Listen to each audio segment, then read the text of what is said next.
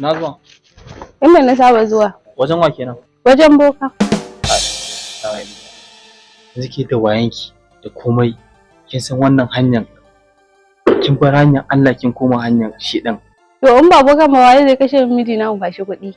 Abin da kika samu kin san a gidan duniya zai kare. Zaki tafi ki bar shi ba.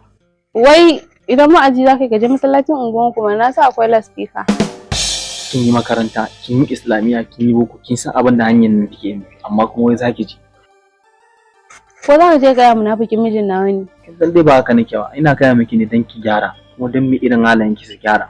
To wai ka san na yi wannan karatun, na ruwanka da mun wa'azi, ka je ka wanda suke ba su yi makaranta ba mana. Ban san.